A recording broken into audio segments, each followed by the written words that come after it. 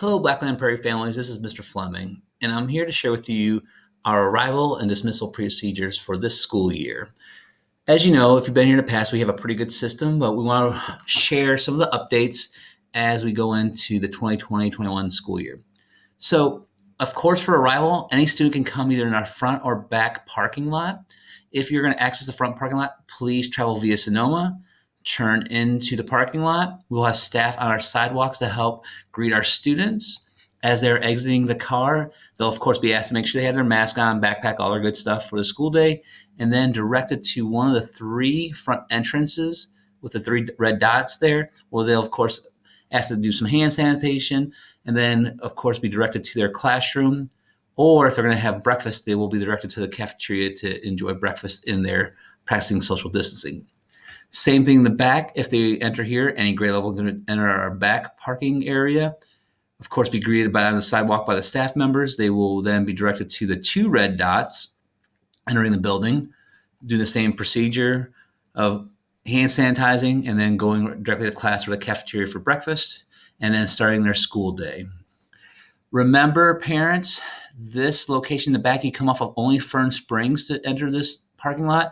Please do not use trailing bind. This is called a cheater lane in some family circles. This area is not a four-way stop, and we've had accidents with staff and parents because they were trying to cross this area. This is a through traffic here on Fern Spring, and we want everyone to be safe. So please do not use trailing bind for either arrival or dismissal. One little added thing for arrival, parents, please put on your children this year, since they may be new to our campus or some of our younger grades. I would ask for you to put either their name on a tag, teacher's name for the in-person teacher, and grade level, so that way we have staff throughout the building to help get them into the right location for their classroom. Or if you actually then put it as a little link or something on the back of their backpack on the hook, that way we know who your child is, so we can make sure we're greeting them well and getting them to their place safely in the mornings. So it would be great for you to do that at least for the whole first week until, of course, our children know their teachers' names and know where they're going inside of our school building. That's for our arrival. Dismissal. Please look at this map. I'm going to change screens here for 1 second. Give me a second, y'all. Here we go. It's very similar about how you access the front parking lot or the back parking lot. There's a little bit of change in regards to how you access the front, where you will snake through our parking lot to get more cars onto our school property, so there's not any impeding traffic on via Sonoma. We have two different waves this year coming out. So starting at 2:55, A through J will be dismissed, and 2nd through 5th grade students come to our front parking lot.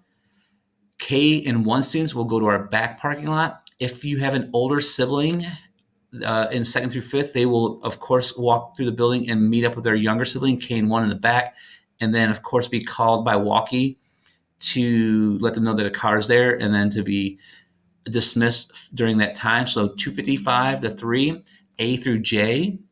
At 3 o'clock, we'll have then the remaining Alpha by last name come out, and that'll be from 3 to 3:05.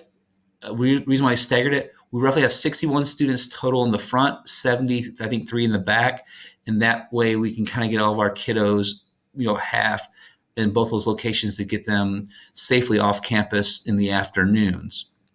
To kind of go back a little bit, if your child is a bus rider or daycare or YMCA, they are dismissed at 2:52 to exit the building to get to those the buses in the front or daycares in the front. And then when YMCA does return, it would be in the cafeteria. So 2:52 is at that time. 2:55, we start our car rider dismissal. And then 3:05, parents, if you have a child that's going to be a walker, either the front walker or back walker or bike rider, they'll, of course, exit at different exit points in our building. And they're a front walker, they will come to the front, walk up the sidewalk, and meet our crossing guard at Fern Spring and via Sonoma and cross safely there. If they are a back walker, they will exit multiple exits here in the back.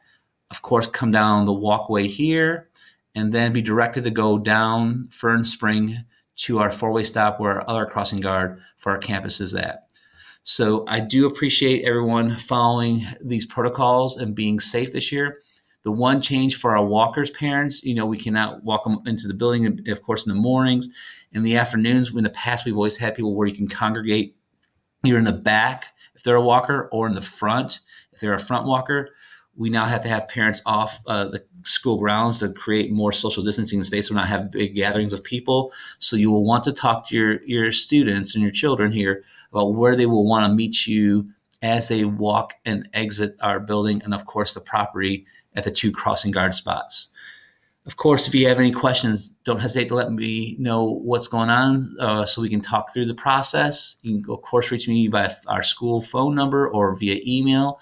And I look forward to seeing all our kids coming back here on the 15th for a great and wonderful school year. Thanks so much. See you soon.